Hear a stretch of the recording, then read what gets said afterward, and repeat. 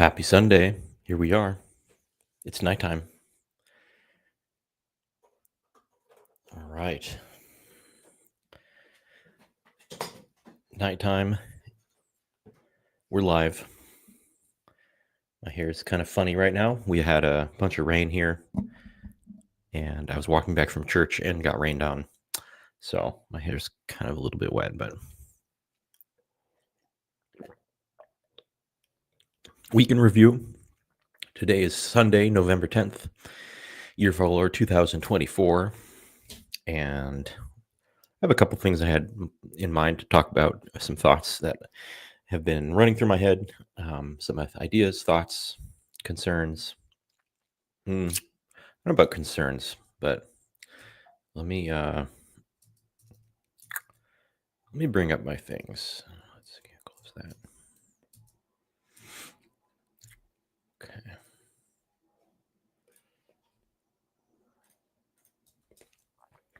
Yeah. So I guess first thing here I wanted to bring up was the idea of this week in review. One idea that I have, and anyone who watches and is an adaptive athlete here later, I'd love to hear about updates, things that you guys have been up to, things that you want to talk about, things that you want to share, PRs, stuff like that. I'm kind of taking from as inspiration the stuff that's at the bottom of the Morning Chalk Up not podcast newsletter, which I will bring up. I'll find that right now. But I think that's kind of just a cool way of staying up to date with community stuff like that. And I think you know having a way of having people talk about in the adaptive community, talk about things that they're proud of, talk about things that are kind of going on that are impressive and things like that. Um, I think that would be really cool use of this time, this week in review, just kind of showcase the stuff that we've been up to this past week. Not just me, but others too. Let's see, where is it? I don't know. I think there's always a section at the bottom here that is just stuff about people that anyone can submit and anyone can kind of um, give their updates and stuff like that. But I don't see it. Competitions. Boom, boom, boom. I'm guessing it's just because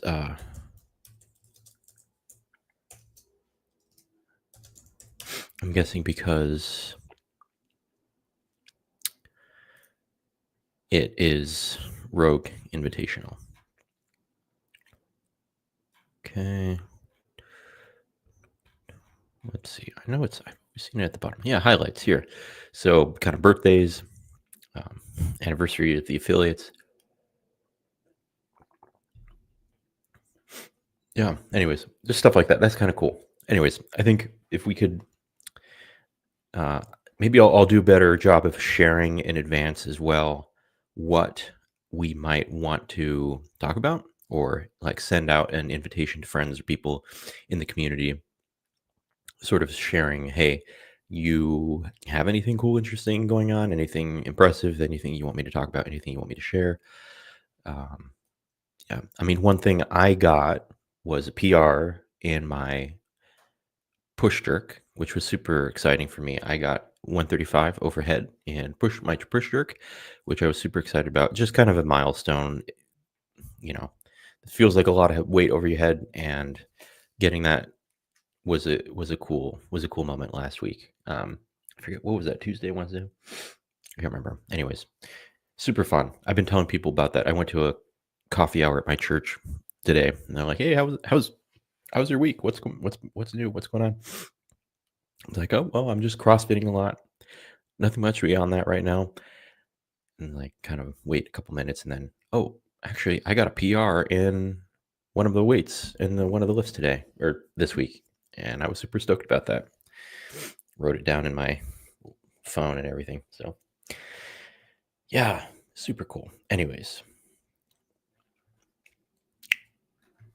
let me find this video that I wanted to talk about.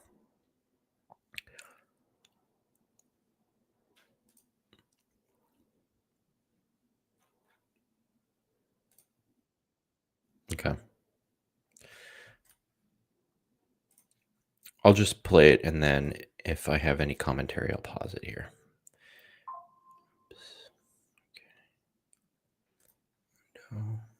Okay.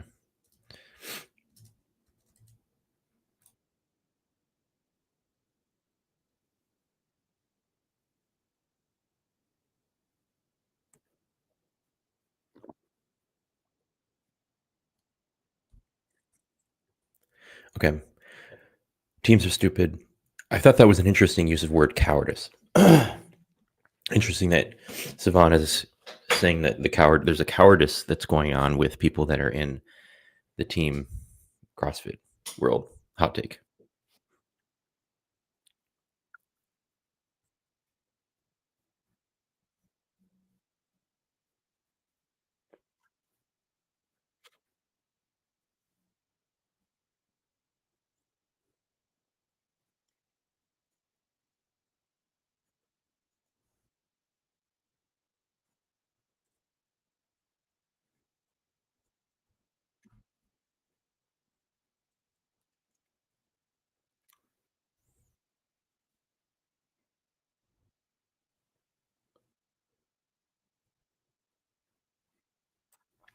Subsidy. Okay, interesting. Adaptive is the subsidy. What does he mean by that? Um, Savan, I think, is pointing to the what is it? What is it? What's the point here? What's the point he's trying to make? It's a subsidy. So we're subsidizing what? When Tesla, I don't know if this is still the case. When Tesla sells cars or manufactures cars, they are subsidized by the government. The government is coming in and paying for, offsetting some of the costs that they have. Okay, so if adaptive CrossFit, adaptive teams, and age groups are all subsidized, are they subsidizing CrossFit? So somehow CrossFit is subsidizing us, right? Or I think it's rather that point. I think he's trying to make. Um, Subsidizing meaning like we can't make money on our own. We can't stand on our own. We can't. We rely on CrossFit to be a thing. Otherwise, we don't exist.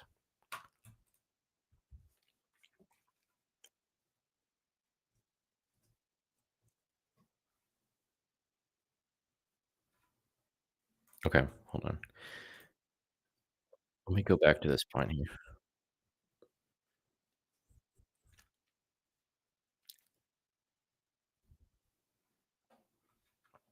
Okay.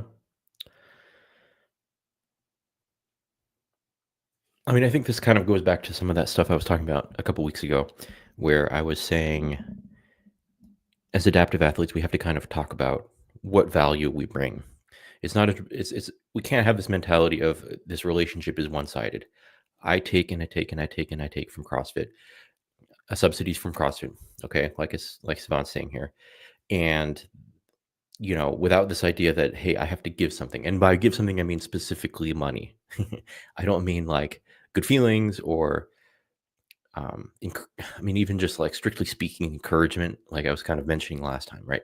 We have to be able to make money for things, whether that's CrossFit or other businesses or other brands. Okay. I mean, I think that's fine. Initially, I think I will share that I felt a little bit kind of hurt in my feelings a little bit by hearing Savan say this stuff, just because I enjoy watching him, and I think it would be fun if he enjoyed watching stuff that we did, which I think he does to some extent, right? But I was kind of hurt my feelings, and I was kind of thinking about this, and I wanted to kind of forestall this too as well when I showed this video. I don't want people to kind of come out thinking like he's a total asshole or he's totally wrong. Because I think there's something to what he's saying. And at the end of the day, there's also the element of this being his opinion. Like maybe Savan doesn't give a shit.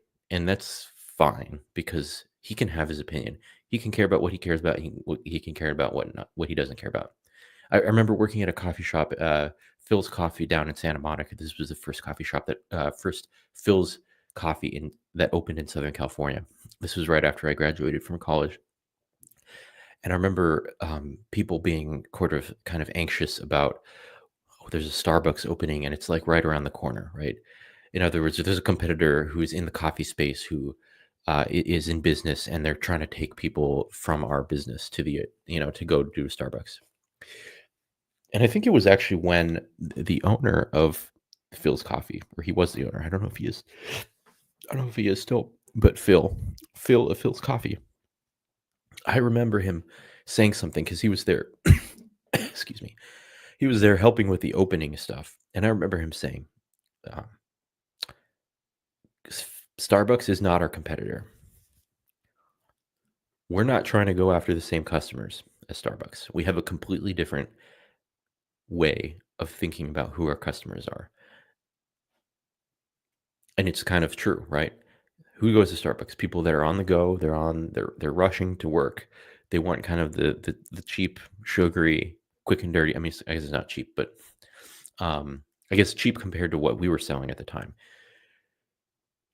which was a like one cup at a time, very personally crafted kind of experience where their cup is specifically made by one person once at a time, and who is willing to have a conversation with you and adjust things to your taste and make sure that things are according to what you're expecting and hoping and dreaming from that cup of coffee. That's not something Starbucks does. Starbucks tries to kind of treat you like cattle, kind of get you through it and in and out, right? And so it's just and that's fine. I think people who go to Starbucks aren't expecting to be treated like an individual, I guess you could say, right? Like they're not expecting to have that kind of individualized attention or care, I guess you could say, even, right? They just want that coffee and they want to move on with their life. And that's fair. That's fine. I think that's great.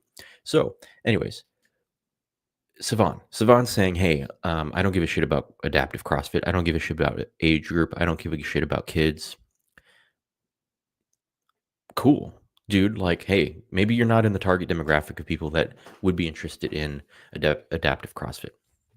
I don't know. I mean, there's I think we have to kind of go beyond this world or this vision of the pie being kind of super limited. Yeah, sure. Is he a CrossFit person? Is he a CrossFit personality? Is he in the community, in the world, an important part of the community? Yeah. Um, but maybe he's not part of the community that will be the eyeballs that help us create the value for the businesses. In other words, the money, right? That's just marketing. That's just good marketing. Good marketers don't go after everyone. Like that's impossible. I think that's what sets franchises like Star Wars apart. Like, you know, Star Wars and a few other things are marketed to kind of their four quadrants. It's kind of a four quadrant way of thinking about it. It's like I forget what the four quadrants are, but it's like basically global. Everyone watches Star Wars. Everyone it's a cultural phenomenon. CrossFit is not necessarily a cultural phenomenon, and it maybe shouldn't be, right? Like we want to make sure that the people that are seeing the things that we're creating are the people that are being deliberately targeted by our content. I think there's, this time that I had working in marketing, I really kind of loved the idea of crafting messages that were designed specifically for a specific target demographic in mind. And Savan is just not that, right? And that's fine. I remember talking to someone who was like, "Hey, like, cool that you're doing a podcast. That's nice for you, you know." Um, but I'm not honestly like that interested. Like the sincerity of this person was like kind of like funny, and but it was like refreshing. It was cool. It was like I was like, yeah, well, I mean, I don't think that you're really like the part of the demographic that I'm really interested in reaching with this podcast, right? Like, cool. Like, I don't have to I don't have to worry about pleasing you. This is not about pleasing you specifically. I mean, hopefully this pleases someone. And I have sort of ideas about who that should be, but this person actually didn't really even fit into that category. Maybe she could have, but I don't know. Anyways, but it did kind of hurt my feelings. I do wish that, I think I have to kind of go back to the drawing board, especially just in general with this podcast, because there's not that many people who are watching, not many people who are kind of interested in this, as far as I can tell. And that's fine. We can It's an iterative mentality. Like every time we go on here, every time we talk, we're just trying to kind of experiment, have a conversation, um, either an interview or just kind of week in review like this, and have fun and enjoy ourselves and get to know people. And I don't know, that's what it's all about. What it's all about, but eventually, we'll see. We'll see how it goes. So, anyways, that's all I want to say about that, I think. What else? I want to talk about something too, which is something Roderick mentioned, which is that, and this is again along the same lines, and maybe next week I'll have something a little bit more concrete around this. But I want to bring up something, which is that the CrossFit website does not have anything about adaptive divisions. And I was on there. I was on there the other day, and I forget why. And it was initially kind of thinking like, well, um, I'm kind of going along with this thing of, we're split off from the games, and it's good. It's for the best for the games, for whatever reason. I think they can attract more sponsors, attract more money, easier to schedule, cheaper, so on and so forth, which I think are good things, good moat. I mean, it's a business. At the end of the day, it's a business. It's not a charity. I don't want to be patronized. I don't want to be subsidized by CrossFit HQ necessarily. I think at the end of the day, I think the things we do as adaptive athletes stand on their own, and I think there is a market out there potentially, and we have to kind of explore it. And it's kind of untapped, unexplored, and unknown at this time, which is kind of fun. Part of the fun for me, right? But I was on the adaptive CrossFit, or sorry, I was on the CrossFit Games website the other day. Let's see, games. I was on the CrossFit Games website, and I was looking at results, and I forget why I was doing this, but I noticed something that Roderick mentioned, which I'd forgotten about, which is that you can't see any results of the games on the CrossFit Games. What is it? Games.crossfit.com. Interesting, isn't it? And by interesting, I mean that's shitty. By interesting, I mean that doesn't seem right? Like, let's just look at this. Let's look at this.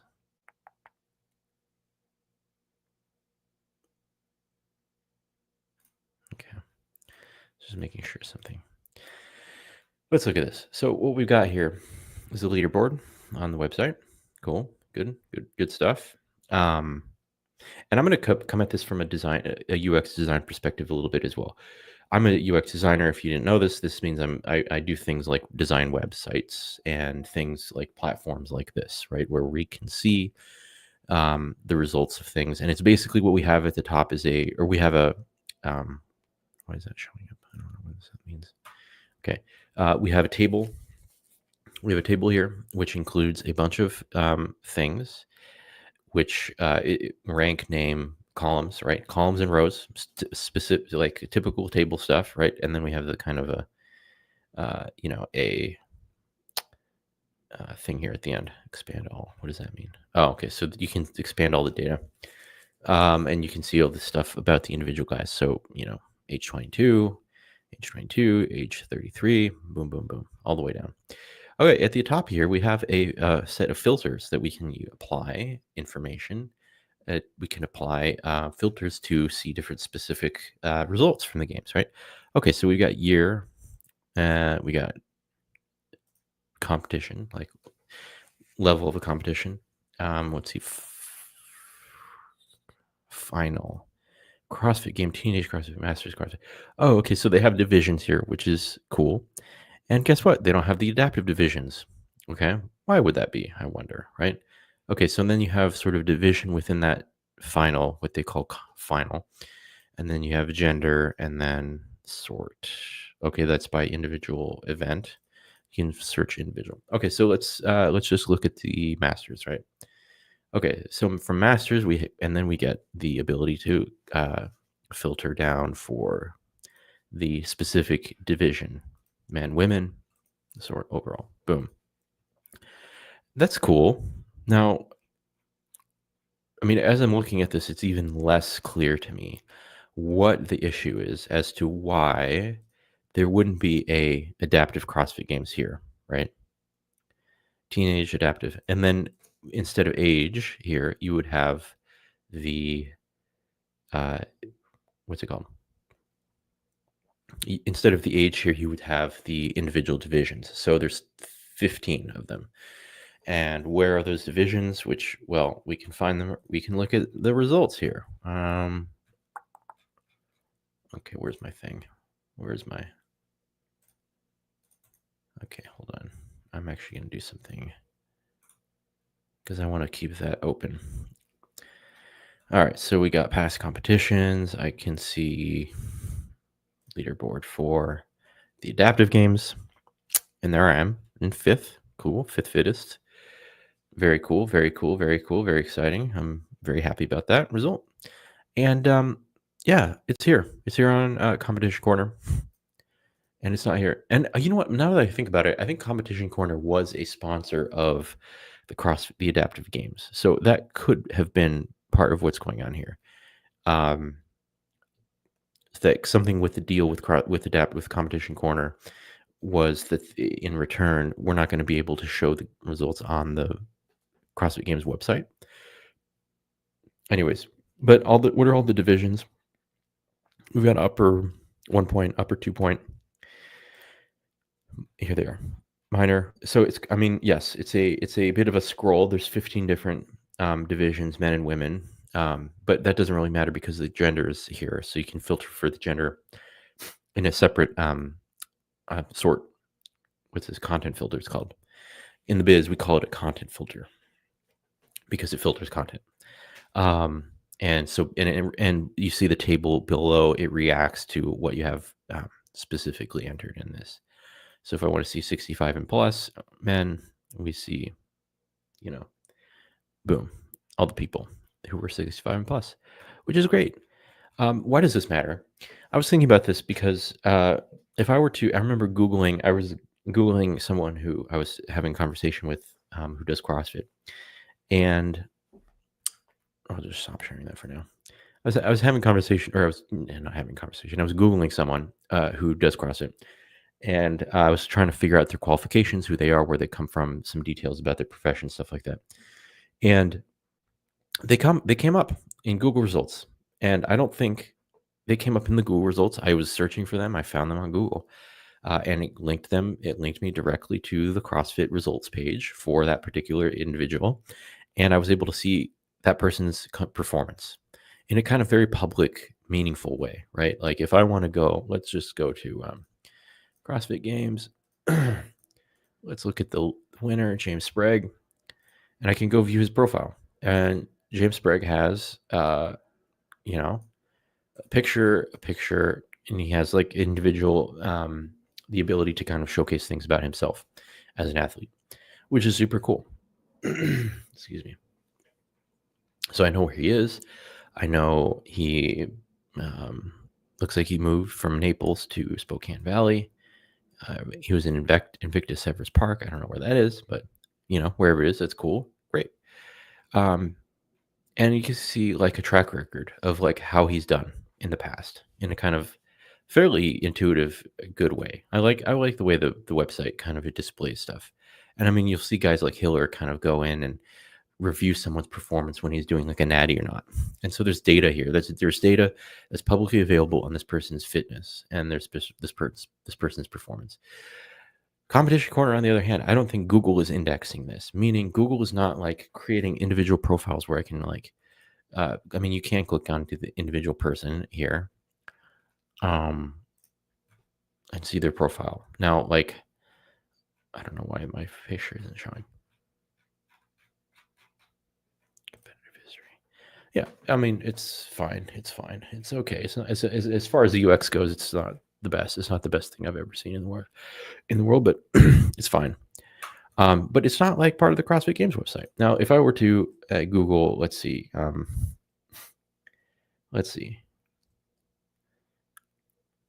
who will come up in Google? Victor.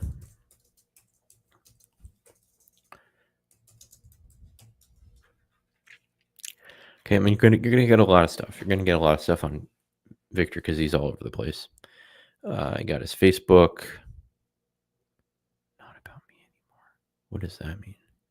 Okay. I think that's a blog article or something. Okay. There's his profile, his athlete profile. Let's check that out. Okay. Brazil.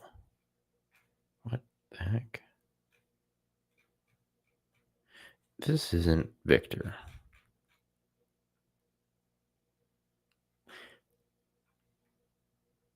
Interesting. Okay. I don't think that's Victor. No, it's not Victor. Anyways. Yeah, I don't see. It should show up. Let's see. CrossFit.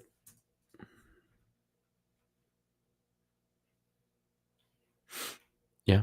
Not about me anymore. Okay, so let's see. That came up earlier too. So that might be it's a blog article from 2014. Okay.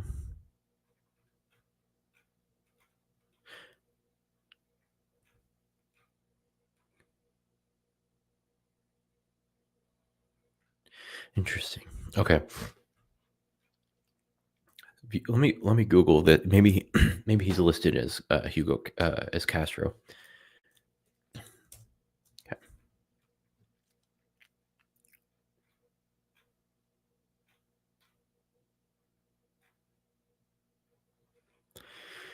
I mean, look, it should be on the first page of Google, right? What about let's just search me.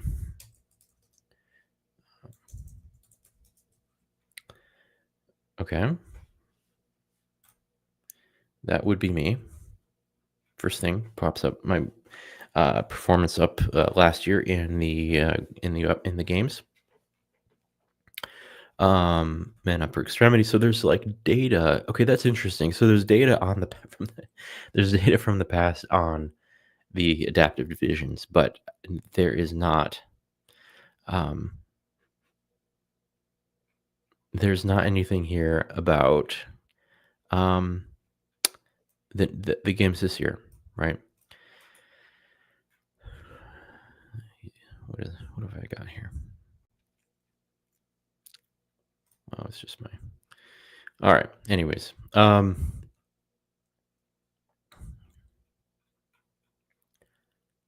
of different things. This is interesting. Oh my. Okay. I'm gonna stop. I'm just getting lost in the sauce here. Oops. Cancel. So, anyways,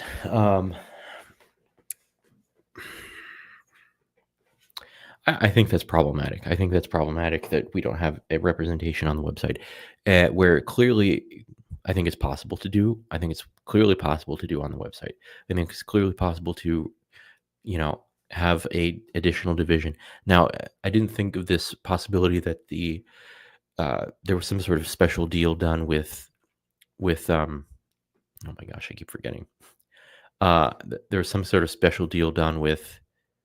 Where's the thing? I want this view. Okay, maybe there was a special deal that got done with Competition Corner.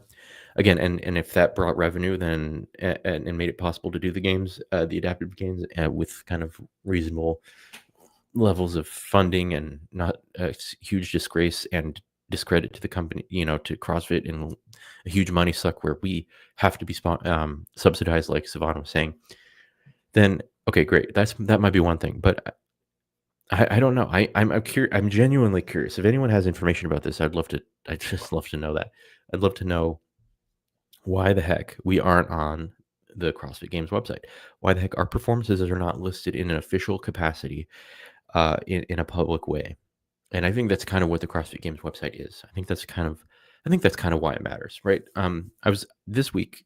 One thing that I did was I reached out to a business, and I won't give any details right now because I don't know what's going to happen with this. But I reached out to business about potentially a brand partnership, right? So I'm creating content. I'm out here. I'm doing CrossFit stuff. I'm trying to mess around and figure out in this space what's going on, what I can accomplish. And so I sent this message out. And when I sent this message, I was thinking, like, from a perspective of market. I was putting on my marketing hat, right? Which I did marketing for a few years. So I have a marketing hat, and I learned a lot from a mentor of mine who was a marketing executive at Harley Davidson. And so, I feel like I have some kind of knowledge about what is at stake here. What's the value that we're creating here for a brand? And what I did was I listed the information about my specific accounts on my accounts in Instagram and my accounts in my YouTube account as well. And that breaks down into three different types of numbers, data, right? First is engagement or reach. Sorry, first is reach. So this is just basically how many people have used their eyeballs to look at something that you created, right? So it's kind of how many eyeballs are looking at this? Individual eyeballs, individual people. Second thing is engagement. And this might be super obvious to people, but engagement means like comments, likes, shares, stuff like that. Not all engagement is the same, of course, but engagement is engagement. It means that people like what you're producing, and they think it's cool, and they have it. It elicits a response. And why does that matter? Because, well, if I were to do a sponsored post, I want to make sure that the brand is looking at how many of these eyeballs are going to do something on my profile and visit a website, and so this is where it comes down to the marketing. At the end of the day, marketing is often like, how many eyeballs can I bring to the website at the top level of the funnel?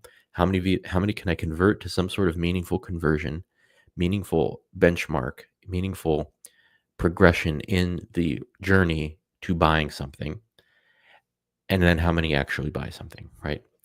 So if I'm able to deliver eyeballs to a website, to an app, then I have created value for this company, because they spend, I mean, it depends on what company, but I mean, there's billions and billions of dollars spent on this kind of influencing people to get their eyeballs in a specific place. And that's ultimately a big thing that social media does. And they sell that data, basically. They're creating advertisements on this based on your behavior. Anyways, and this gets like into a rabbit hole, but why does this matter? Why does this matter? Part of it, I think, in my mind, is that I can't link a performance history to this individual. And maybe they don't care that much about it, granted, okay? But there's sort of like, I think there's a certain credibility. I think it's a credibility issue.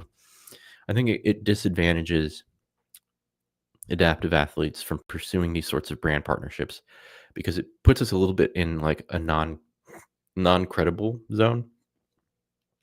Subtly. It's subtle. I mean, granted, I think if you have 1 million followers and you have like crazy engagement on all your posts, and everyone like likes and comments and shares and everything, and they love your content, and they share it with all their friends, and you have a million of those people looking at that stuff, I think, yeah, okay, they're not going to give a shit about this person is not on the CrossFit Games website, right? I think granted, I think that's true. I think there's something to that, right? But for someone who is maybe a little bit more on the new side, a little bit more on this, like, hey, take a chance on someone, on this new adaptive CrossFit athlete, okay, I think that could be potentially an issue. I think that potentially could incentivize people from taking us seriously as athletes, and potentially even limiting the ability for us to get partnerships and things like that, which I think is really important. I think Roderick the other day said, the next step is for adaptive CrossFit to have that level of credibility, such as having a major brand. I forget it. I don't think we ever really went into like what a major brand really looks like, what that really means in practice. But I think there's something to that, right? We need to be able to attract eyeballs, because it's right. Because it's true. I'm motivated. I think as I'm talking about this, I'm motivated a little bit by hearing Savan say no one gives a shit. Okay, granted, again, Savan doesn't give a shit, and that's fine. I don't care what Savan's opinion is. I mean, I care, but it's also like his opinion is not going to hurt my. It's not going to it's not an end all be all. At the end of the day, right? It's marketing, and I don't know if he's the target demographic for me. Cool, that's fine. All the more power to him. But at the same time, if we want someone to give a shit,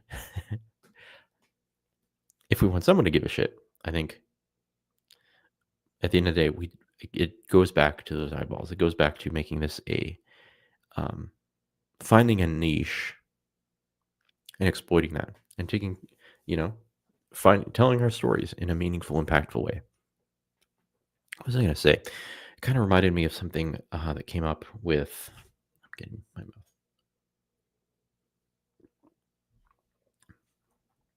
Kind of reminded me of. What did it remind me of? Crap. Oh, it reminded me of the Savannah Bananas. So, kind of and I think we can learn a lot from them. And I think I'm planning on hopefully studying them a little bit more carefully from a kind of a marketing or brand or messaging point of view, because I think they're like not the top pick of the athletes of baseball in the baseball world, right? They're not kind of like uh, they're not in the major leagues, right? They're not even I mean, they're in professional baseball, but I remember seeing something about how expensive the tickets are to go see the Savannah Bananas, and it was like, I don't know, it was like $500. It was like going to see an NFL game, which is crazy to me. And awesome, because I remember seeing like a talk given by the CEO guy, and I remember him talking something about there's so many people out there. There's so many cat videos and stupid things that are going on the internet that are getting millions and millions of views, millions of likes. And I think it's not because those things are dumb or inherently bad. It's just because they're able to tell a really compelling story that has engaged an audience. It has engaged that target demographic. It has engaged that target end user. In other words, right? People who love to watch. And I remember watching and I don't know exactly what the appeal is for Savannah Bananas. I'm not necessarily in that particular demographic. I think I enjoy some clips on the social medias about seeing them dance around a little bit, but I'm not about to go spend $500 to go see them play. Right now. I don't know. It's not that I don't give a shit, but clearly some people give a shit, and that's cool. That's awesome. But I think there's something to learn here. I think not because it's a super high level of baseball necessarily, uh, but something else. There's something about the experience of going to a game that is very, very appealing. Um, so that whole model is interesting to me because I think we can learn a lot from them from in the adaptive CrossFit world. We don't have to be the crazy James Spriggs. We don't have to be the crazy famous athletes who do the feats without any kind of limitation or hitch. Obviously, um, we can have things kind of not go in our favor. I think from a visual perspective, we can have weird looking arms like I do, or we can have weird looking limbs or legs or intellectual disabilities or just whatever it is, right? But if we tell the story in the right way, if we have that dialed in, then we're going to be able to have that kind of pull. And then guys like Savant will have to give a shit. And hey, maybe at the end of the day, he doesn't give a shit, and that's fine. More power to him. He's entitled to his opinion. And I don't really care about that. I mean, I care, but it's also again, he's entitled to his opinion. I can't do anything about it. But I think there is a future. What the things I do care about are the future athletes, who the younger versions of us, the younger versions of me, who didn't ask to have a disability. They didn't ask to be in the situations that they're in, who want to compete and perform at a high level in an environment that enables them to do that in a way that's fair and gives them a chance, right? And I think that's what adaptive CrossFit has the opportunity to do. And so that's why it matters. I think so. I mean, the target that's one way of thinking about the target demographic. When I'm creating content, when I'm on this, I'm hoping that there's a younger guy, a younger version of me who's like looking at this video and saying, "Hey, that's badass. I want to try that. Let me go to the CrossFit gym. Let me mess around. Let me become a member somewhere and figure out if I can learn this." And for me, that's mission accomplished. For me, that's what I want. And if at the end of the day, Savan or other guys in the CrossFit space turn and say, "Hey, I give a shit," cool, welcome. Nice to have you. I think that's all I have today. Godspeed, good luck, good night. Thanks for watching, guys.